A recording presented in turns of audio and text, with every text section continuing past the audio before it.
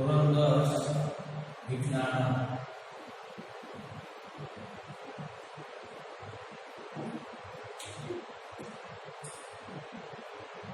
આપણે છેલ્લે અંતર્ગોળ અરીસો અને બહિર્ગોળ અરીસો એમાં પ્રકાશના જે કિરણો હોય એ ક્યાંથી આપાત થાય એની માટેની વાત કરેલી હતી કે જો પ્રકાશનું કિરણ હોય મુખ્ય અક્ષને સમાંતર જો આપાત થાય તો એકમાંથી પસાર થાય, એકમાંથી જે કિરણ પસાર થાય એ મુખ્ય અક્ષને સમાંતર એ પરાવર્તન પામે.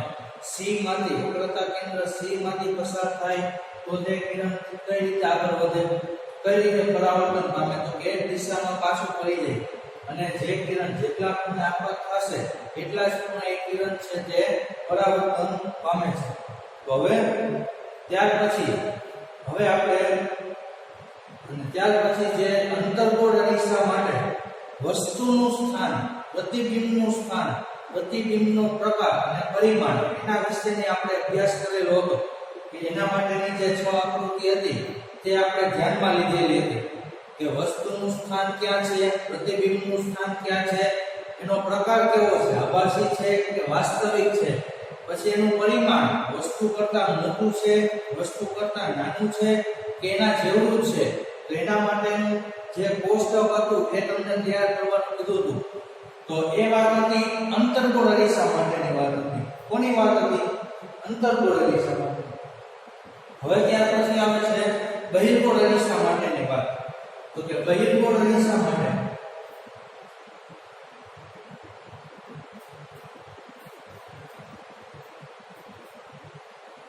બહિર્ગોળ અરીસા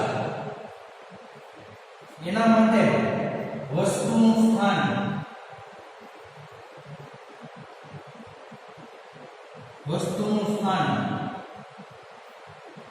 પ્રતિબિંબનું સ્થાન, પ્રતિબિંબનો પ્રકાર અને પ્રતિબિંબનું પરિમાણ એટલી જે વાત છે એ આપણે સમજવાની છે. તેના માટેની બે આકૃતિ છે એ આપણે ધ્યાનમાં રાખી લે. બહિર્ગોળ અરીસા માટેની આકૃતિ તો અહીંયા જો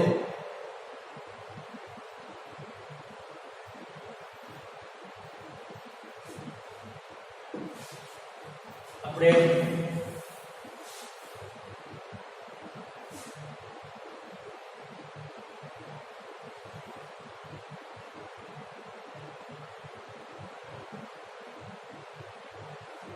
આ બહિર્ગોળ અરીસો છે.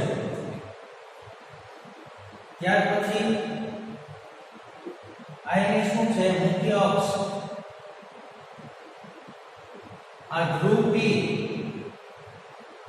આ મુખ્ય કેન્દ્ર F, આ વક્રતા કેન્દ્ર C છે. હવે ત્યાર પછી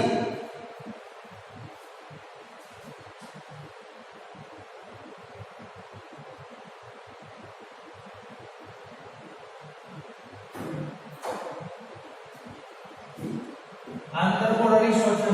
આ ધ્રુવ P, મુખ્ય કેન્દ્ર F, વક્રતા કેન્દ્ર C તે. હવે આ બહિર્ગોળ અરીસો છે. હવે એના ઉપર જો આ રીતે મુખ્ય અક્ષને સમાંતર પ્રકાશના કિરણો આપાત થાય એટલે કે વસ્તુ ક્યાં હોય? અનંત અંતરે. મુખ્ય અક્ષ અને સમાંતર પ્રકાશના કિરણો આપાત થાય તો જે વસ્તુ છે એ કઈ જગ્યાએ છે? વસ્તુનું સ્થાન તો કે અનંત અંતરે. ક્યાં છે? અનંત અંતરે.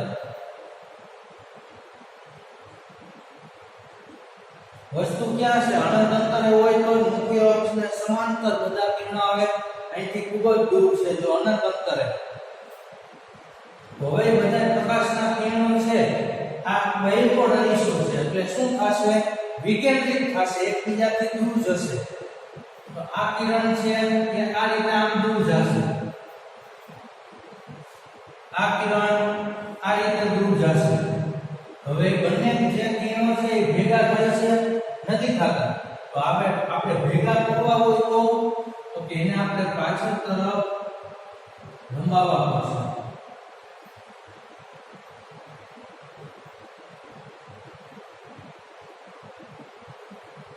તો આ બંને કિરણો એને આપણે પાછળ તરફ લંબાવ્યા, આ બિંદુ આગળ છે એ કેન્દ્રિત થયા, ભેગા થયા એવો ભાસ થાય છે, ભેગા થતા નથી. આ કિરણ છે એ આમ વયું જાય, આ કિરણ છે આમ વયું જાય, પરાવર્તન પામે છે.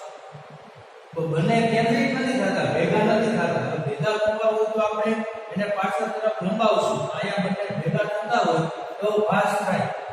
તો મતલબ કે એનું પ્રતિબિંબ અહીંયા રચાણું છે એમ કહેવાય.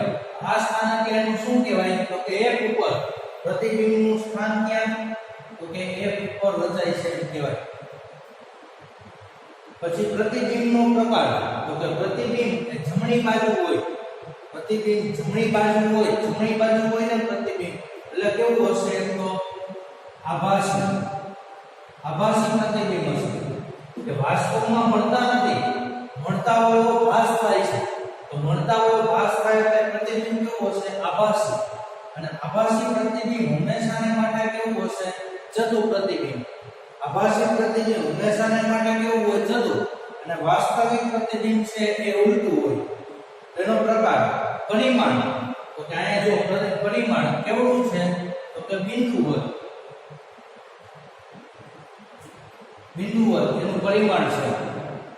તો આ વાત કે આકૃતિ જે છે એના માટે કે વસ્તુનું સ્થાન અનંત અંતરે, પ્રતિબિંબનું સ્થાન તો કે એક ઉપર, પ્રતિબિંબનો પ્રકાર તો કે આભાસી અને જતું. પાછળની બાજુ મેળવું મતલબ કે આભાસી, અને આભાસી પ્રતિબિંબ હંમેશાને માટે કેવું હોય? જતું. અને પરિમાણ તો કે કેવું છે? બિંદુવત. તો આ એક વાત થઈ ગઈ. હવે બીજી આકૃતિ દોરો બહિર્ગોળ અરીસાની.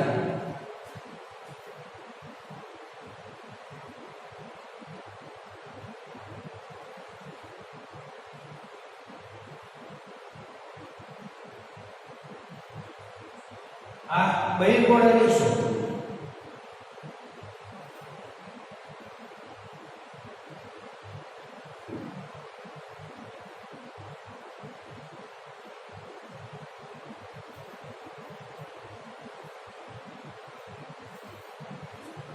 બહિર્ગોળ અરીસો આ આપણે મુખ્ય અક્ષ, અહીંયા ધારો કે તમે ધ્રુવ P દોરો, ધ્રુવ P, પછી એની સામે અહીંયા વસ્તુ છે તમે રાખેલી છે, અહીંયા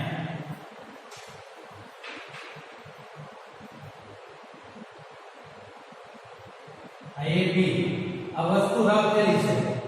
હવે આમાંથી આપણે પ્રકાશના કિરણો છે આપાત કરવાના. એક પ્રકાશનું કિરણ મુખ્ય અક્ષને સમાંતર આપાત કરો. આ જે સપાટી છે આ એનું મુખ્ય કેન્દ્ર અને આ એનું વક્રતા કેન્દ્ર C લઈ લો તમે. હવે આમાંથી એક પ્રકાશનું કિરણ મુખ્ય અક્ષને સમાંતર આપાત કરો અને બીજું જે કિરણ છે ને એ એવી રીતે આપાત કરવાનું છે કે જેથી C માંથી પસાર થાય.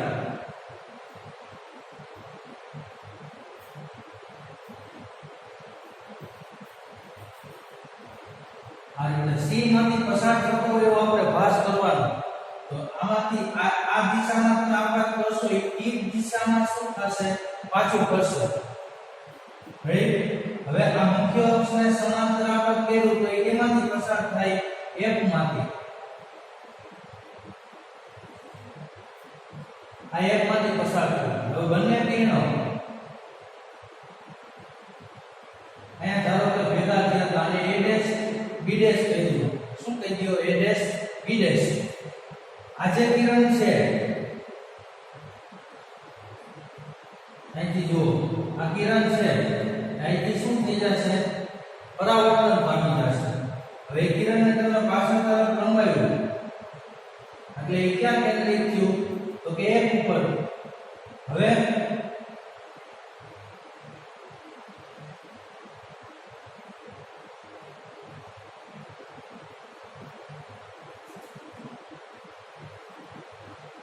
ફરીથી દોરી નાખું.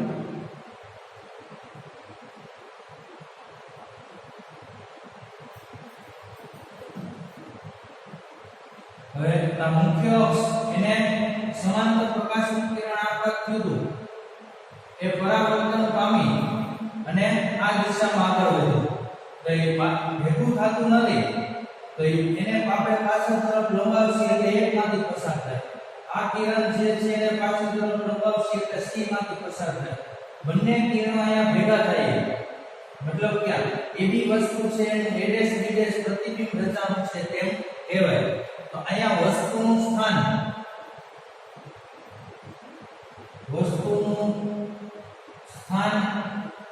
પછી પ્રતિબિંબનું સ્થાન પછી પ્રતિબિંબનું પરિમાણ કીધું અથવા તો પ્રકાર. તો વસ્તુનું સ્થાન એ અનંત અંતરથી ધ્રુવ P ની વચ્ચે ગમે ત્યાં લઈ લેવું. ધ્રુવ P ની વચ્ચે ગમે ત્યાં લઈ લેવું. અહીંયા અનંત અંતરથી ધ્રુવ P ની વચ્ચે અહીંયા કોઈ પણ જગ્યાએ તમે વસ્તુ રાખી દો, તેનું પ્રતિબિંબ છે એ ક્યાં મળશે? તો કે અરીસાની પાછળ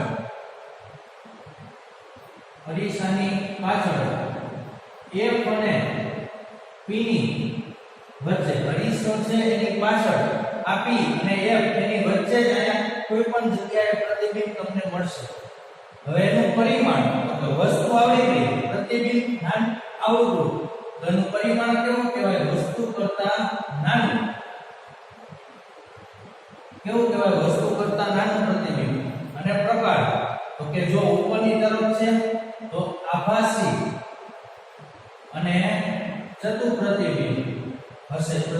કેવું હશે? આભાસી અને ચતુ. ઉપરની તરફ મળે એટલે ચતુ પ્રતિબિંબ, અને ચતુ પ્રતિબિંબ આભાસી પ્રતિબિંબ હોય હંમેશાને માટે. તો હવે તાર્કિક બહિર્ગોળ અરીસા માટેની વાત, તો કે વસ્તુ તમે કોઈ પણ જગ્યાએ અનંત અંતરથી ધ્રુવ P ની વચ્ચે કોઈ પણ જગ્યાએ તમે વસ્તુ રાખી દો, એનું પ્રતિબિંબ અરીસાની જમણી બાજુ એક P અને F ની વચ્ચે જ તમને મળશે. પછી એનું પરિમાણ તો કે નાનું, પ્રકાર તો કે આભાસી અને ચતુ પ્રતિબિંબ. પ્રકાશના કિરણો છે, આ કિરણ આમ ગયું, આ કિરણ આમ દિશામાં પરાવર્તન પામે, તો બે ભેગા થાય છે? નથી થતા. એને આપણે પાછળ તરફ લંબાવવા, અહીંયા ભેગા થતા હોય એવો ખાસ થાય, એટલા માટે આ પ્રતિબિંબ કેવું છે? આભાસી પ્રતિબિંબ છે એમ કહેવાય. આ બહિર્ગોળ અરીસા માટે વસ્તુનું સ્થાન, પ્રતિબિંબનું સ્થાન, પ્રતિબિંબનો પરિમાણ અને એનો પ્રકાર, તો એ વાત થઈ ગઈ. બહિર્ગોળ અરીસો એના માટેની વાત થઈ ગઈ. તો આ છે પોઈન્ટ બહિર્ગોળ અરીસા માટેનો.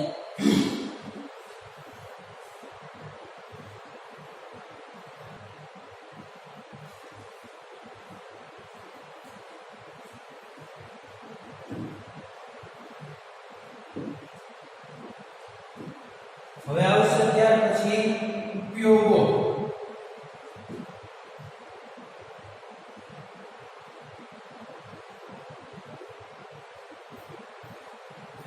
કોના?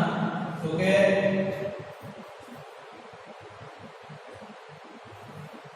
એક આવશે આ બાજુ અંતર્ગોળ અરીસા,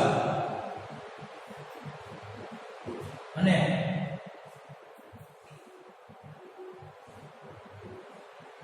બીજું આવશે બહિર્ગોળ અરીસા.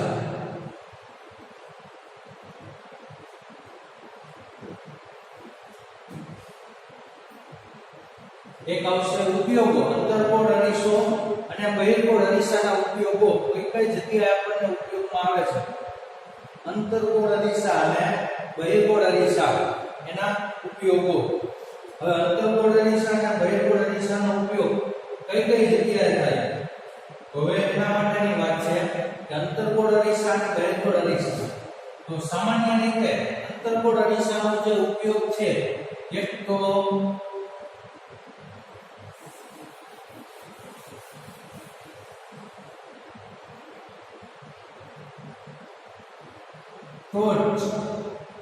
ટોર્ચ જે લાઈટ હોય ટોર્ચ એમાં, પછી એક સર્ચ લાઈટ શોધવા માટેની, કોઈ પણ વસ્તુ શોધવા માટેની જે લાઈટ હોય તે સર્ચ લાઈટમાં, અને ત્યાર પછી વાહનોની હેડલાઇટ, વાહનો હોય એની હેડલાઇટ, આગળના જે લાઇટ હોય આગળની તરફ, તો એ જે વાહનોની હેડલાઇટ હોય તેમાં અંતર્ગોળ અરીસાનો ઉપયોગ થાય છે. પછી બીજો એનો ઉપયોગ એ છે કે બીજો અંતર્ગોળ અરીસાનો ઉપયોગ શું? તો કે પેલો ઉપયોગ ટોર્ચ, સર્ચ લાઇટ અને વાહનોની હેડલાઇટમાં અંતર્ગોળ અરીસાનો ઉપયોગ થાય છે. પછી બીજો ઉપયોગ તો કે દાઢી કરવાના અરીસા, દાઢી કરવાના જે અરીસા હોય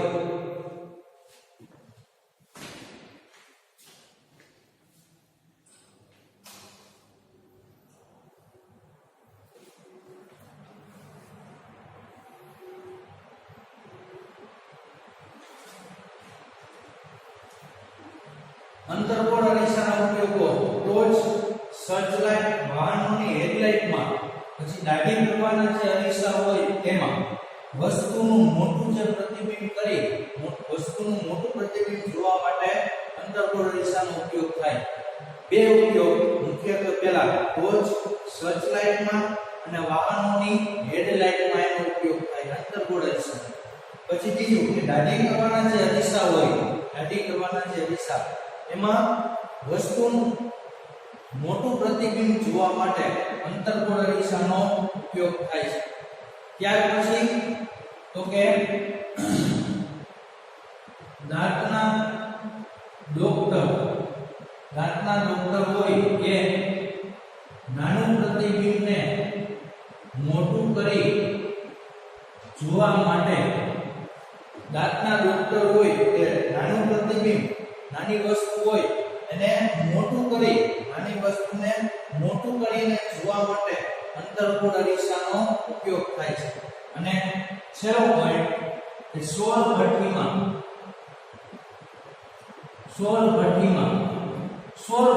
એટલે કે ખૂબ જ ઊંચું તાપમાન આપણે ઉત્પન્ન કરવું હોય તો એની અંદર પ્રકાશના કિરણો એને કેન્દ્રિત કરવા માટે, અંતર્ગોળ અરીસાનો ઉપયોગ થાય છે. આમ અંતર્ગોળ અરીસાનો ઉપયોગ મુખ્યત્વે 4 પ્રકારે છે. પહેલો ઉપયોગ તો કે ટોર્ચમાં, સર્ચ લાઇટમાં, શોધવાની જે લાઇટ હોય તેમાં, વાહનોની હેડલાઇટમાં, તો એનો ઉપયોગ થાય છે અંતર્ગોળ અરીસાનો. બીજો ઉપયોગ તો કે દાઢી કરવાના જે અરીસા હોય તેમાં જે નાનું પ્રતિબિંબ હોય એને મોટું કરીને જોવા માટે અંતર્ગોળ અરીસાનો ઉપયોગ સામાન્ય રીતે કરવામાં આવે છે.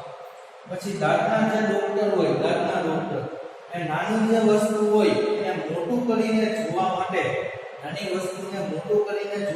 અંતર્ગોળ અરીસાનો ઉપયોગ કરે છે.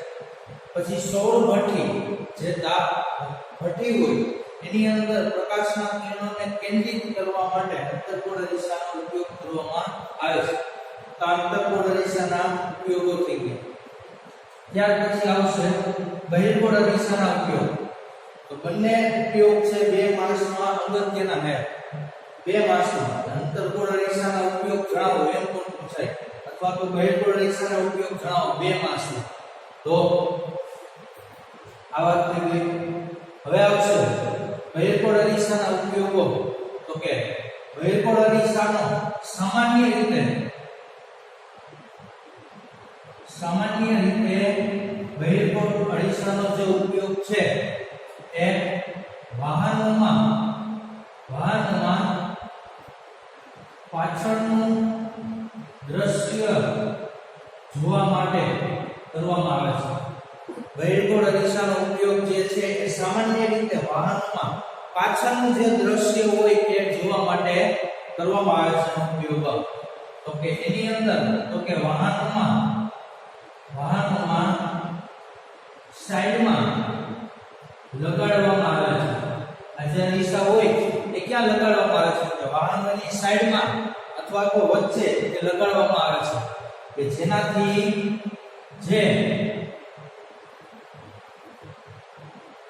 વાહન ચાલક છે એ સુરક્ષિત રીતે વાહન ચલાવી શકે. જેથી વાહન ચાલકો હોય કે સુરક્ષિત રીતે વાહન ચલાવી શકે એટલા માટે પહેલો પોઈન્ટ. બીજો પોઈન્ટ, તો આ બહિર્ગોળ અરીસા શા માટે એનો ઉપયોગ કરવામાં આવે છે? બહિર્ગોળ અરીસાનો ઉપયોગ શા માટે કરવામાં આવે છે? તો એટલા માટે કારણ કે બહિર્ગોળ અરીસા દ્વારા મોટો વિસ્તાર દ્રશ્યમાન થાય છે. મોટો વિસ્તાર દ્રશ્યમાન થાય છે. આ ઉપરાંત શું છે? તો કે એના જે પ્રતિબિંબ હોય એ એક તો છતાં પ્રતિબિંબ હોય છે. છતાં પ્રતિબિંબ હોય છે અને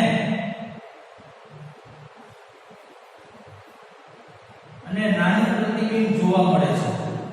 નાનું અને ચતુર પ્રતિબિંબ જોવા મળે છે. નાનું અને ચતુર પ્રતિબિંબ કે પાછળથી કોઈ કાર આવતી હોય તો એ કારનું જે પ્રતિબિંબ છે આપણે સાઈડમાં લગાડેલા કેમેરા, સાઈડમાં લગાડેલા અરીસા અથવા તો ઉપર જે અરીસો હોય એ પાછળ જોવા માટેનો જે અરીસો એમાં લગાડવામાં આવે તો એમાંથી આપણે જે પાછળ કોઈ વાહન આવતું હોય તેનું જે મોટું વાહન એને આપણે નાનું કરી અને આપણે કેમેરા જે અરીસો છે બહિર્ગોળ અરીસામાં આપણે જોઈ શકીએ છીએ.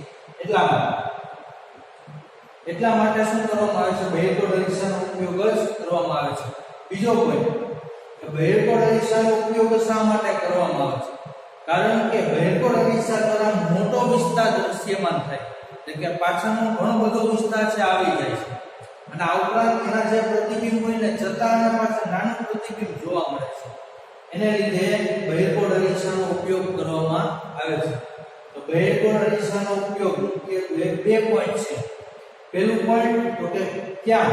તો કે સામાન્ય રીતે વાહનોમાં પાછળનું દ્રશ્ય જોવા માટે બહિર્ગોળ અરીસાનો ઉપયોગ કરવામાં આવે છે. ક્યાં લગાડવામાં આવે છે?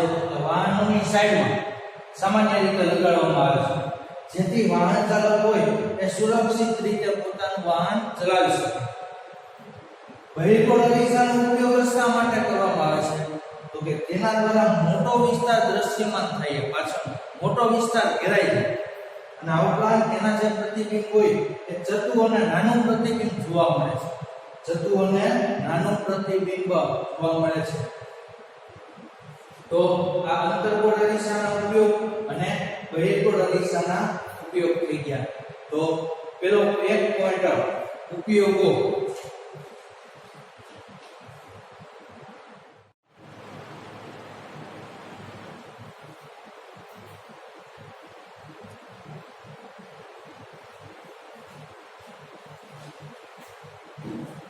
હવે આપણે સૌથી અગત્યનો પ્રશ્ન જે છે સમજવાનો એ જે આપણે લઈ લઈ કે કાર્ટેશિયન સંજ્ઞા પદ્ધતિ.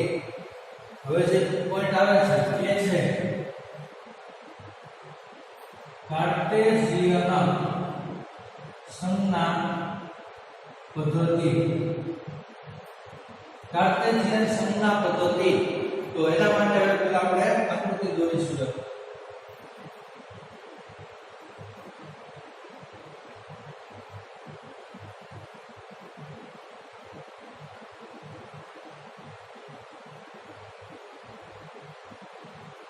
અંતર્ગોળ અરીસો છે. અંતર્ગોળ અરીસો હોય, બહિર્ગોળ અરીસો હોય, બંનેમાં આ જ સંજ્ઞા કાર્ટેશિયન સંજ્ઞા પદ્ધતિ છે એ બધામાં એક જ સરખી લાગુ પડે છે.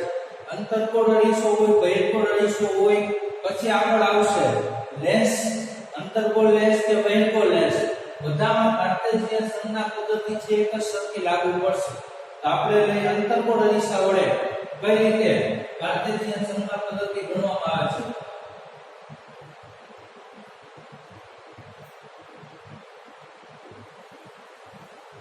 એમની મુખ્ય અક્ષ થઈ ગઈ. આ શું છે? ધ્રુવ P. તો કાર્ટેશિયન સંજ્ઞા પદ્ધતિ. હવે આપણે અંતર્ગોળ અરીસો છે એના ઉપર આપણે વસ્તુ રાખી, તેનું વસ્તુ અંતર, પ્રતિબિંબ અંતર છે, કેન્દ્ર લંબાઈ છે, તો એના મૂલ્ય ધન અને ઋણ ગણવાના થાય. તો ધન અને ઋણ ક્યારે ગણવા? એના માટે આજે બહિર્ગોળ અંતર્ગોળ જે અરીસો છે એના ધ્રુવ છે, એનું જે ધ્રુવ છે એને આપણી જે યામાક્ષ પદ્ધતિ જે છે ગણિતની અંદર જે યામાક્ષ પદ્ધતિ આવે એ યામાક્ષ પદ્ધતિના ઉગમ બિંદુ તરીકે લેવામાં આવે છે. આ જે ધ્રુવ P છે એને યામાક્ષ પદ્ધતિનું ઉગમ બિંદુ તરીકે લેવામાં આવે છે. તો આપણે જે બે અક્ષ દોરી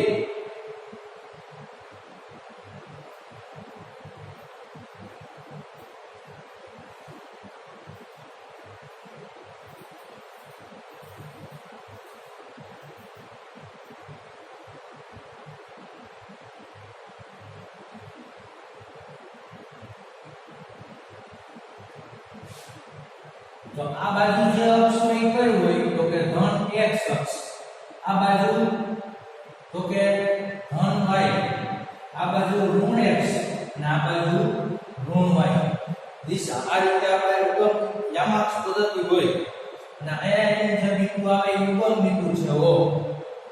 આ ધ્રુવ P છે એને ઉગમ બિંદુ તરીકે લેવામાં આવે છે. હવે આપણે આ બાજુના જે અંતરો છે એ +x ગણવાના, આ બાજુના જે અંતરો છે એ -x ગણવાના. ઉપરની તરફના અંતરો +y દિશા છે, આ નીચેની તરફ જે છે -y. આ બાજુ બધા જે છે મૂલ્યો પ્લસ, ઉપરની તરફના પ્લસ, આ બાજુના માઈનસ, નીચેની તરફના માઈનસ, એ રીતે ગણવાના થાય. તો યામાક્ષ પદ્ધતિ છે એમાં 6 પોઈન્ટ આપેલા છે. 6 પોઈન્ટ આ કાર્ટેશિયન સંજ્ઞા પદ્ધતિ થઈ ગઈ. હવે એમાં 6 પોઈન્ટ આપેલા છે. એમાં પહેલો પોઈન્ટ કહી દઉં તમને. પહેલો પોઈન્ટ કયો પોઈન્ટ છે તો કે વસ્તુ એ હંમેશાને માટે અરીસાની ડાબી બાજુ જ રાખવામાં આવે છે. પહેલો પોઈન્ટ કે વસ્તુ જે છે વસ્તુ એ હંમેશાને માટે અહીંયા રાખવામાં આવે છે. કે આ અરીસો છે એની ડાબી બાજુ, આ ડાબી બાજુ થઈ, આ ડાબી બાજુ અને આ થઈ જમણી બાજુ. તો વસ્તુ હંમેશાને માટે પહેલો પોઈન્ટ કે વસ્તુ હંમેશાને માટે આ અરીસાની કઈ બાજુ રાખવામાં આવે છે? ડાબી બાજુ જ રાખવામાં આવે છે. પછી તો કે બીજો પોઈન્ટ તો કે બધા જ અંતરો જે છે, બધા જ અંતરો એ ક્યાંથી ગણવાના થશે તો કે ધ્રુવ P થી ગણવા. બધા જ અંતરો છે એ ક્યાંથી ગણવા તો કે ધ્રુવ P થી બધા અંતરો ગણવાના થાય. બધા જ અંતરો ધ્રુવ P થી ગણવાના. તો ધ્રુવ P થી જો આ બાજુ હોય જમણી બાજુ તો અહીંથી આમ ગણવાનું, ડાબી બાજુના અંતર ગણવું હોય તો ધ્રુવ P થી આમ ગણવાનું. એટલે બધા જ અંતરો છે ધ્રુવ P થી ગણવાના. અહીંથી જમણી બાજુ કાં તો અહીંથી ડાબી બાજુ. આ બાજુ હોય તો અહીંથી આમ ડાબી બાજુ ગણવાનું, આ બાજુ ગણવાનું થાય તો અહીંથી આમ જમણી બાજુ ગણવાનું. એટલે ગણવાનું તમારે અહીંથી જ ચાલુ થાય. એટલે કે બધા જ અંતરો છે એ ક્યાંથી ગણવાના તો કે ધ્રુવ P થી ગણવાના થાય. બધા જ અંતરો ધ્રુવ P થી ગણવાના. વસ્તુ હંમેશા ડાબી બાજુ જ રાખવાની. પછી ત્રીજો પોઈન્ટ કે આપાત કિરણ ની દિશામાંના જે અંતરો જે છે, આપાત કિરણની દિશામાંના બધા જ અંતરો એ કેવા ગણવાના થશે તો કે ધન ગણવાના થશે. કેવા ગણવાના થશે? ધન. આપાત કિરણની દિશા એટલે કઈ તો કે વસ્તુ જો તમે આ બાજુ રાખેલી છે ડાબી બાજુ, વસ્તુ આ બાજુ રાખી, ધારો કે તમે વસ્તુ અહીંયા રાખેલી છે વસ્તુ, તો અહીંથી પ્રકાશના કિરણો આવવાના. તો વસ્તુ અહીંયા રાખી છે તો અહીંથી પ્રકાશના કિરણો આવવાના. તો આ જે દિશા થઈ ગઈ આ દિશા, તો એ કઈ દિશા થઈ? આપાત કિરણની દિશા. કે આપાત કિરણની દિશામાંના જે બધા અંતરો જે છે એ કેવા ગણવાના થાય? ધન ગણવાના થાય. કેવા ગણવાના થાય? ધન. આપાત કિરણની દિશામાંના અંતરો બધા જ ધન. એની પહેલા આપણે બીજો પોઈન્ટ ધ્યાનમાં રાખવાનો. ક્યાંથી ગણવાના છે? ધ્રુવ P થી. તો ધ્રુવ P થી આપાત કિરણની દિશામાં જવાનું. તો આ દિશામાં જવાનું. તો આ દિશા થઈ ગઈ. બધા જ અંતરો અહીંથી ગણવાના. આપાત કિરણની દિશા એટલે આ બાજુ. તો આ બાજુ જેટલા અંતરો બધા ગણશો એ કેવા ગણવાના થાય? ધન. અને આપાત કિરણની વિરુદ્ધ દિશા એટલે કે આ ધ્રુવ P થી વિરુદ્ધ દિશા, આમ થશે આપાત કિરણની દિશા આમ એની વિરુદ્ધ તો કે આ બાજુ થઈ આપણે ગણવાના ક્યાંથી આવી કે અહીંથી વિરુદ્ધ દિશામાંના જે અંતરો જે છે એ કેવા ગણવાના ઋણ આપાત કિરણની વિરુદ્ધ દિશામાંના બધા જ અંતરો ઋણ ગણવાના 34 પોઈન્ટ કે આપાત કિરણની વિરુદ્ધ દિશામાંના અંતરો કેવા ગણવાના તો કે ઋણ ગણવાના પછી પાંચમો પોઈન્ટ કે ઉપરની તરફની ઊંચાઈ મુખ્ય અક્ષ છે આખી તો મુખ્ય અક્ષની ઉપરની તરફની જે ઊંચાઈઓ હોય તો દાખલા તરીકે આ ઊંચાઈ જે છે એને હું h કહી દઉં તો મુખ્ય અક્ષની ઉપર આવી ઉપરની તરફ તો આ જે અંતરો છે કેવા ગણવાના થાય ધન ગણવાના થાય તો પાંચમો પોઈન્ટ કે ઉપરની તરફની ઊંચાઈઓ કેવી ગણવાની તો કે ધન ગણવી અને ત્યાર પછી છેલ્લો પોઈન્ટ નીચે તરફની ઊંચાઈઓ કેવી ગણવી તો કે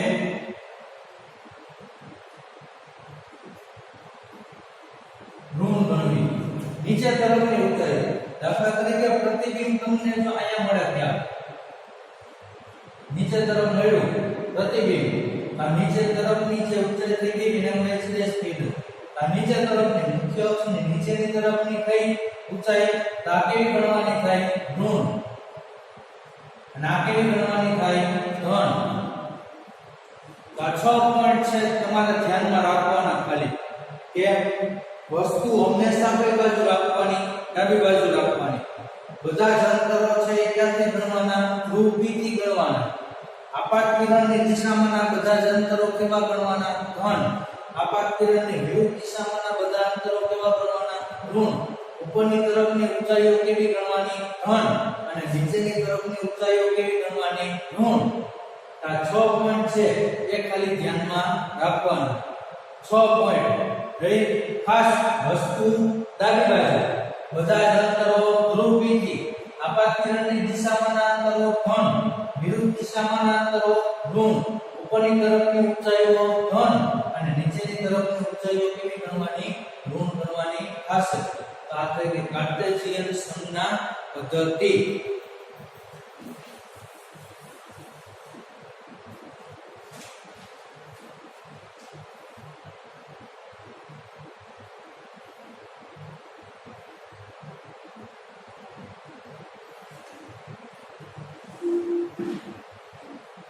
હવે જો ત્યાર પછીનો જે પોઈન્ટ છે એ છે ત્યાર પછીનો જે પોઈન્ટ છે ને એ છે અરીસાનું સૂત્ર અને મોટવણી હવે પછીનો જે પોઈન્ટ આવે છે અરીસાનું સૂત્ર અને મોટવણી અરીસાનું સૂત્ર અરીસો એટલે બહિર્ગોળ અરીસો કે અંતર્ગોળ અરીસો બંને માટે આ જે સૂત્ર છે એ ગણાય છે બંને માટે એક જ સરખું છે અંતર્ગોળ અરીસો હોય કે બહિર્ગોળ અરીસો એના માટે આ સૂત્ર છે કોમન છે અને ત્યાર પછી આવશે અરીસાની મોટવણી એટલે શું એ પોઈન્ટ છે તો અરીસાનું સૂત્ર તો કે જૂનો જે કોર્સ હતો એની અંદર તમારે અરીસાનું સૂત્ર સાબિત કરવાનું હતું તો આની અંદર તમારે સાબિત નથી કરવાનું તમને ફક્ત સૂત્ર આપી દીધું છે એ સૂત્રનો ઉપયોગ તમારે દાખલાની અંદર કરવાનો છે તો અરીસાનું સૂત્ર શું છે તો કે આપણને ખબર છે કે વસ્તુ અંતર એને આપણે કોના વડે દર્શાવી છીએ u વડે પછી પ્રતિબિંબ અંતર એને આપણે કોના વડે દર્શાવી છીએ પ્રતિબિંબ અંતરને v વડે અને કેન્દ્ર લંબાઈ એને આપણે કોના વડે દર્શાવી છીએ સ્મોલ f વડે દર્શાવી છીએ કોના વડે સ્મોલ f વડે તો વસ્તુ અંતર પ્રતિબિંબ અંતર અને કેન્દ્ર લંબાઈ તો વસ્તુ અંતર u v અને f કેટલા છે વસ્તુ અંતર પ્રતિબિંબ અંતર અને કેન્દ્ર લંબાઈ છે હવે ત્રણેયને સાંકળતું અરીસાનું જે સૂત્ર છે એ શું છે? અરીસાનું સૂત્ર તો કે એ અરીસાનું જે સૂત્ર છે એ અરીસાનું સૂત્ર છે 1/v + 1/u બરાબર 1/f. આ અરીસાનું સૂત્ર છે. અરીસાનું સૂત્ર સામાન્ય રીતે અરીસાનું સૂત્ર તો કે 1/v + 1/u બરાબર 1/f.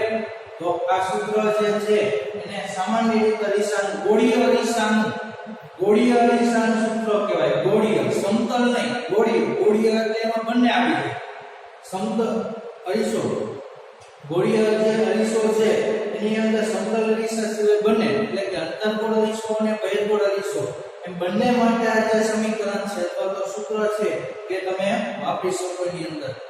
તો આપણે દાખલાની અંદર એનો આ સૂત્રનો ઉપયોગ કરવાનો થશે કે જો તમને પ્રતિબિંબ અંતર, વસ્તુ અંતર આપી દીધું હોય, પ્રતિબિંબ અંતર આપી દીધું હોય તો તમને કેન્દ્ર લંબાઈ છે એનો ખ્યાલ આવી જાય. પછી તમને પ્રતિબિંબ અંતર આપી દીધું હોય, કેન્દ્ર લંબાઈ આપી દીધી હોય તો વસ્તુ અંતર તમને ખબર પડી જાય. તમને વસ્તુ અંતર આપી દીધું હોય પછી કેન્દ્ર લંબાઈ આપી દીધી હોય તો તમને જે પ્રતિબિંબ અંતર છે તમને એનો ખ્યાલ આવી જાય. આ ત્રણ જે રાશિ છે v, u અને f, આમાંથી કોઈ પણ બે રાશિ ન આપેલી હોય, ત્રીજી જે રાશિ શોધવાની કીધી હોય આ સૂત્ર ઉપરથી ખ્યાલ આવી જાય, શોધી શકાય તમારે. તો 1/v + 1/u બરાબર 1/f. આ અરીસાનું સૂત્ર થઈ ગયું. આ પણ અરીસાનું સૂત્ર છે અને ક્યારેક દાખલાની અંદર આનું સાદુરૂપ આપી દીધું. તો સાદુરૂપ આપો એટલે આનો શું લેવાનો થાય? લસા. v અને u નો લસા લેવાનો થાય. તો v અને u નો લસા લઈ લ્યો તો આ રીતે લસા કેટલો આવશે? તો કે vu આવશે. ઉપર અંશમાં તો કે u પ્લસ અહીંયા v ગુણાશે એટલે v બરાબર 1/f થશે. તો આ જે સૂત્ર છે આ સૂત્ર પણ અરીસાનું છે. આનું સાદુરૂપ આપો એટલે આ થઈ જાય. પાછું હજી આનું વ્યસ્ત કરી નાખો, તો v ઉપર વહી આવે અને u પ્લસ v છે નીચે વહી આવે તો ખાલી f બરાબર થઈ જાય સૂત્ર. તો આ રીતે તો v પ્લસ u અહીંયા u પ્લસ v છે એની જગ્યાએ v પ્લસ u લખી નાખો તો કઈ ફેર પડે નહીં, સરવાળાના નિયમ. અને vu બરાબર f એટલે કે આનું વ્યસ્ત કરી નાખો, આનું વ્યસ્ત કરી નાખો. 1/1 એક લખવાની જરૂરિયાત નથી. v પ્લસ u છે એને છેદમાં જવા દો. u પ્લસ v તો આ v પ્લસ u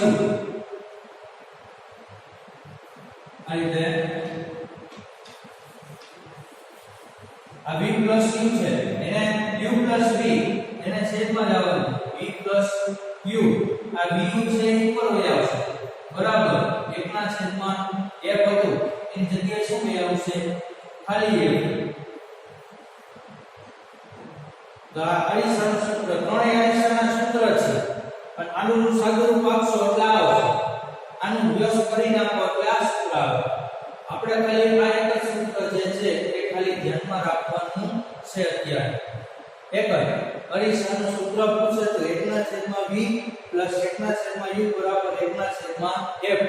અરીસાનું સૂત્ર આ ત્રણમાંથી કોઈ પણ તમને બે આપેલા હોય અને ત્રીજું શોધવાનું કીધું હોય તો તમને ખ્યાલ આવી જાય. અરીસાનું સૂત્ર થઈ ગયું. હવે ત્યાર પછી મોટવણી.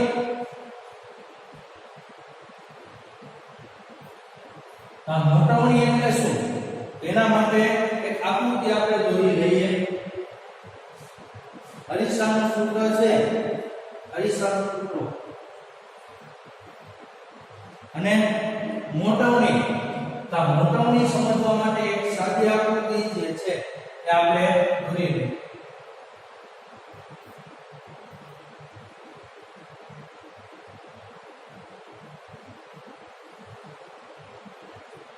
મુખ્ય અક્ષ અહીંયા C. ધારો કે તમે અહીંયા વસ્તુ રાખેલી હશે અહીંયા મુખ્ય અક્ષને સમાંતર આપેલું કિરણ કઈ કેમાંથી પસાર થાય? તો કે F માંથી પસાર થાય. અને એક જે કિરણ છે એ તમે F માંથી પસાર કરશો તો મુખ્ય અક્ષને સમાંતર જે છે એ પરાવર્તન પામશે. તો આ કિરણ આ રીતે પરાવર્તન પામશે, આ કિરણ આ રીતે. આ બંને કિરણો છે એ અહીંયા ભેગા થશે. તો અહીંયા તમે AB કહી દો, વસ્તુ AB, આ એનું પ્રતિબિંબ A' B' છે. હવે આની ઊંચાઈ તમે h કહી દો, આની ઊંચાઈ શું કહી દો? h. આ વસ્તુની ઊંચાઈ, આ પ્રતિબિંબની ઊંચાઈ h' કહી દો. અને આ છે ધ્રુવ P. આ એક જાગૃતિ છે, એના ઉપરથી આપણે મોટવણી સમજશું. તો મોટવણી એટલે શું? તો મોટવણી એને સામાન્ય રીતે m વડે, સ્મોલ m વડે દર્શાવવામાં આવે છે. જે મોટવણી છે એને કોના વડે દર્શાવવામાં આવે છે? તો કે સ્મોલ m વડે દર્શાવવામાં આવે છે. તો મોટવણી એટલે શું? તો કે મોટવણી એટલે શું? તો કે પ્રતિબિંબની ઊંચાઈ. પ્રતિબિંબની ઊંચાઈ એટલે શું? તો કે h'. મોટવણી એટલે તો કે પ્રતિબિંબની ઊંચાઈ, પ્રતિબિંબની ઊંચાઈ h'. આ પ્રતિબિંબ છે એની ઊંચાઈ h'. અને વસ્તુની ઊંચાઈ તો કે h છે, આ h. એ બેના ગુણોત્તર, એટલે આ ગુણોત્તર થઈ ગયો જો. તો એ ગુણોત્તરને શું કહેવાય? મોટવણી કહે છે. શું કહે છે? મોટવણી. તો કે પ્રતિબિંબની ઊંચાઈ અને વસ્તુની ઊંચાઈ એના ગુણોત્તરને શું કહે છે? મોટવણી કહે છે. પ્રતિબિંબની ઊંચાઈ તો h', વસ્તુની ઊંચાઈ તો કે h, એના ગુણોત્તરને શું કહે છે? m કહે છે. એટલે કે મોટવણી કહે છે. હવે જો m બરાબર આમ તો લખી શકાય કે પ્રતિબિંબની ઊંચાઈ, તો પ્રતિબિંબની ઊંચાઈ a' b' આપણે કહી શકીએ. a' થી b' સુધીનું અંતર આટલું એટલે પ્રતિબિંબની ઊંચાઈ કહી શકીએ. તો પ્રતિબિંબની ઊંચાઈ એટલે આપણે a' b' કહી શકીએ, a' b'. અને એ જ રીતે વસ્તુની ઊંચાઈ, આ વસ્તુની જે ઊંચાઈ છે એને AB કહી શકીએ, AB. તો હવે a' b' થી ધ્રુવ P નું જે અંતર છે, આ પ્રતિબિંબ છે, ત્યાંથી ધ્રુવ P નું અંતર એટલે એ પ્રતિબિંબ અંતર કીધું. અને આ ધ્રુવ P છે, એટલે ધ્રુવ P ત્યાંથી વસ્તુની જે વસ્તુ, આ વસ્તુ છે AB, તો એનું જે અંતર છે એટલે એને વસ્તુ અંતર કીધું. તો આગળ જૂના કોર્સની અંદર પણ એ રીતે સાબિત થયેલું હતું કે મોટવણી જે છે એને પ્રતિબિંબ અને વસ્તુ અંતર એના ગુણોત્તર સ્વરૂપે પણ લખી શકાય. કે મોટવણી એટલે શું? તો કે પ્રતિબિંબ અંતર અને વસ્તુ અંતર એના ગુણોત્તરને, વસ્તુ અંતર અને પ્રતિબિંબ અંતર એના ગુણોત્તરને પણ મોટવણી કહે છે. કઈ રીતે? તો કે તેમાં સાબિત કરેલું હતું તો કે એક ગાય કાટકોણ ત્રિકોણ બને છે, એક આયા કાટકોણ ત્રિકોણ. તો એ રીતે બંને કાટકોણ ત્રિકોણની જે બાજુઓ હોય એને સાંભળી, એને બાજુઓ છે એને સમરૂપ કરાવી, એક સરખી કરાવી અને એ રીતે સાબિત કરેલું હતું. એમાં મોટવણી એટલે પ્રતિબિંબ અંતર અને વસ્તુનું અંતર એના ગુણોત્તરને પણ મોટવણી કહેવાય. તો આ રીતે કે મોટવણી m બરાબર v ના છેદમાં u, મોટવણી m બરાબર v ના છેદમાં u. આ બીજું સૂત્ર છે મોટવણી, એનું બીજું સૂત્ર છે કે પ્રતિબિંબ અંતર છેદમાં વસ્તુ અંતર એટલે પણ મોટવણી કહેવાય. બીજી રીતે પણ મોટવણી કહેવાય કે પ્રતિબિંબની ઊંચાઈ અને વસ્તુની ઊંચાઈ એના ગુણોત્તરને પણ શું કહે છે? મોટવણી કહે છે. બે રીતે સૂત્ર છે મોટવણીના, બે સૂત્ર. એક તો પ્રતિબિંબની ઊંચાઈ અને વસ્તુની ઊંચાઈના ગુણોત્તરને પણ મોટવણી કહેવાય. અને બીજું કે પ્રતિબિંબ અંતર અને વસ્તુ અંતર એના ગુણોત્તરને, આ જે થઈ ગયું આ શું છે? તો કે પ્રતિબિંબ અંતર છે એકા. પછી આ વસ્તુ છે, આ વસ્તુ અંતર એટલે કે પ્રતિબિંબ અંતર અને વસ્તુ અંતરના ગુણોત્તરને પણ મોટવણી કહે છે. પ્રતિબિંબની ઊંચાઈ અને વસ્તુની ઊંચાઈના ગુણોત્તરને પણ મોટવણી કહે છે. આ મોટવણી m બરાબર આને સમીકરણ 1 કહી દો અને સમીકરણ 2 કહી દો. તો સમીકરણ 1 અને 2 પરથી આમ કહી શકાય કે m બરાબર h ડેશ ના છેદમાં h બરાબર v ના છેદમાં u આમ લખી શકાય કે નો લખી શકાય કે મોટવણી બરાબર m બરાબર h ડેશ ના છેદમાં h મોટવણી m બરાબર v ના છેદમાં u પણ લખી શકાય કે પ્રતિબિંબ અંતરના છેદમાં વસ્તુ અંતર. તો m બરાબર સમીકરણ 1 બરાબર 2 લખી શકાય કે ન લખી શકાય? તો સમીકરણ 1 અને 2 પરથી m બરાબર h ડેશ ના છેદમાં h બરાબર v ના છેદમાં u આ રીતે લખી શકાય. આ મોટવણીનું આખું સૂત્ર થઈ ગયું કે જો તમને ખાલી પ્રતિબિંબની ઊંચાઈ શોધવાની કીધી હોય, વસ્તુની ઊંચાઈ આપેલી હોય તો સીધું એનું પરિમાણ મળી જાય. મોટવણી એટલે શું છે? સાદી ભાષામાં મોટવણી એટલે કે એનું કદ. મોટવણી એટલે કે પ્રતિબિંબનું કદ કેવડું છે, વસ્તુ કરતા નાનું છે, મોટું છે કે ના જેવડું છે, એનું કદ દર્શાવે છે. મોટવણી એટલે કે એનું કદ દર્શાવે છે, કદ. તો આ રીતે મોટવણી h ડેશ બરાબર h ડેશ ના છેદમાં h, મોટવણી m બરાબર v ના છેદમાં u. આમ સમીકરણ 1 અને 2 પરથી એનું સૂત્ર થઈ જશે m બરાબર h ડેશ ના છેદમાં h બરાબર v ના છેદમાં u. હવે મોટવણી ની વાત આવે છે કે મોટવણી એનું મૂલ્ય ક્યારેક ધન હશે, ક્યારેક ઋણ હશે. મોટવણી નું મૂલ્ય જે છે એ ક્યારેક ધન મૂલ્ય હશે અને ક્યારેક ઋણ મૂલ્ય હશે. તો ધન મૂલ્ય ક્યારે હોય અને ઋણ મૂલ્ય ક્યારે હોય? તો કે મોટવણીનું તો કે જો અહીંયા પ્રતિબિંબની ઊંચાઈ અને વસ્તુની ઊંચાઈનો ગુણોત્તર છે. તો હવે ધારો કે જો પ્રતિબિંબની ઊંચાઈ અને વસ્તુની ઊંચાઈ એનો ગુણોત્તર, તો ક્યારેક એનું મૂલ્ય ધન, ક્યારેક એનું મૂલ્ય ઋણ હશે. પછી ક્યારેક એનું મૂલ્ય છે 1 કરતા વધારે હશે, ક્યારેક એનું મૂલ્ય 1 કરતા ઓછું હશે. તો ઋણ અને ધન એ ક્યારે કઈ રીતે આપણે ગણી શકાય કે જો વસ્તુ અંતર, જો પ્રતિબિંબ છે એ જમણી બાજુ મળતું હોય, પ્રતિબિંબ છે જમણી બાજુ મળતું હોય છે, તો જમણી બાજુ મળે એટલે એ જે અંતર છે પ્રતિબિંબ એ ધન ગણવાનું થાય. u હંમેશા માટે કેવો હશે? માઈનસ જ હશે. કેવો હશે? માઈનસ. કારણ કે વસ્તુ કઈ બાજુ રાખી છે? ડાબી બાજુ. વસ્તુ ડાબી બાજુ રાખી છે એટલા માટે u માઈનસ જ હોય. v છે એ શું હશે? પ્લસ.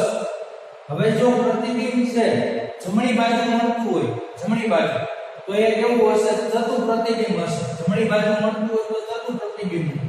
તો પ્રતિબિંબ જે ઊંચાઈ જે છે પ્રતિબિંબની ઊંચાઈ કેવી મળશે? પ્લસ. તો પ્લસ માઈનસ માઈનસ થઈ ગયું અને આ પ્લસ, તો અહીંયા શું થશે કે ફેરફાર થશે પ્લસ માઈનસ માઈનસ. એટલા માટે મોટવણી છે એ કેવી આવશે? માઈનસ આવશે. એટલે કે જો પ્રતિબિંબ પાછળની બાજુ મળતું હોય, પાછળની બાજુ પ્રતિબિંબ મળતું હોય, પ્રતિબિંબ ક્યાં મળતું હોય? પાછળની બાજુ. તો આભાસી પ્રતિબિંબ હોય, તો આભાસી પ્રતિબિંબ હોય તો જમણી બાજુ. જો પ્રતિબિંબ અંતર ધન અને આભાસી હોય એટલે ચતુ પ્રતિબિંબ છે એટલા માટે મોટવણી છે એની કેવી હશે? માઈનસ. કેવી હશે? માઈનસ. હવે મોટવણી પ્લસ ક્યારે હોય? તો કે જો હવે પ્રતિબિંબ છે એને તમે કેવું લઈ લ્યો? માઈનસ. પ્રતિબિંબ એની પ્રતિબિંબ છે એ ધારો કે પ્રતિબિંબ કઈ બાજુ હોય સામાન્ય રીતે? તો કે જો હવે ડાબી બાજુ લઈ લો. અરીસાની જે મોટવણી છે ને એ કેવી આવશે? તો કે હંમેશા માટે માઈનસ જ આવશે. અરીસાની મોટવણી માઈનસ અને જ્યારે લેન્સની મોટવણી આવશે ને આગળ એ કેવી આવશે? પ્લસ આવશે. લેન્સની મોટવણી આવશે ને એ પ્લસ આવશે. તો એ ત્યારે થાય છે લેન્સની મોટવણી પ્લસ ક્યારે આવે? તો કે જો હવે અહીંયા માઈનસ હોય તો માઈનસ માઈનસ પ્લસ થઈ ગયા અને આ પણ જો માઈનસ હોય તો આ માઈનસ માઈનસ પ્લસ અને માઈનસ પ્લસ માઈનસ, તો આ જે મોટવણી છે માઈનસ આવશે. પણ હવે જો આ રીતે હોય કે પ્રતિબિંબ છે, તમને પ્રતિબિંબ છે કેવું મળતું હોય? ચતુ મળતું હોય પ્રતિબિંબ. તો આ પ્લસ, આ પ્રતિબિંબ છે અંતર છે એ ડાબી બાજુ હોય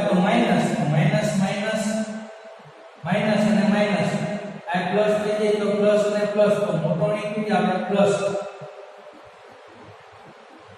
તો આ જે બાબત છે એ સામાન્ય નોંધ છે કે હું તમને કહી દઈશ સામાન્ય નોંધ છે. છેલ્લે દાખલાની પ્રેક્ટિસ આવશે ત્યારે સામાન્ય તમને નોંધ એ કઈ રીતે ગણવાના થાય કે મોટાની પ્લસ અને માઈનસ ક્યારે ગણવી એની જે સામાન્ય નોંધ આવશે ત્યારે ગણવાની થશે. તો એની પહેલા અત્યારે ખાલી આપણે આટલો અભ્યાસ કરવાનો છે કે અરીસાનું સૂત્ર 1/v + 1/u બરાબર 1/f. એનું સાદુરૂપ આપી દો એટલે u + v અને છેદમાં લસાઅ v બરાબર 1/f. લસાઅ આપી દીધો બેનો લસાઅ કેટલો આવે તો કે v. અહીંયા v તો v છે u નથી એટલે u. અહીંયા v લસાઅ છે u છે v નથી એટલે v. તો u + v બરાબર 1/f. આનું વ્યસ્ત કરી નાખો તો f બરાબર v + u. પછી આ મોટાની એટલે શું તો કે પ્રતિબિંબની ઊંચાઈના છેદમાં વસ્તુની ઊંચાઈના ગુણોત્તરને મોટાની કહે છે. હવે એ જ રીતે મોટાનીનું બીજું સૂત્ર છે કે પ્રતિબિંબ અંતર અને વસ્તુ અંતરના ગુણોત્તરને મોટાની કહે છે. હવે બેયને સાંકળતું સમીકરણ m બરાબર h ના છેદમાં h બરાબર v ના છેદમાં u એટલે એને મોટાની કહેવાય. કે સમીકરણ 1 અને 2 ઉપરથી આમ કહી શકાય. હવે તમને પ્રતિબિંબ અંતર આપી દીધું હોય, વસ્તુ અંતર આપેલું હોય, પ્રતિબિંબ વસ્તુની ઊંચાઈ આપેલી હોય તો પ્રતિબિંબની ઊંચાઈ તમને ખ્યાલ આવી જાય. અથવા તો કોઈ પણ ચાર જે વસ્તુ છે એમાંથી 3 વસ્તુ આપેલી હોય ચોથી શોધવાની કીધી હોય તો તમને આ સૂત્ર ઉપરથી મળી જાય. આ થઈ ગઈ મોટાની એનું સૂત્ર. તો અરીસાનું સૂત્ર અને મોટાની વિશેની સમજૂતી.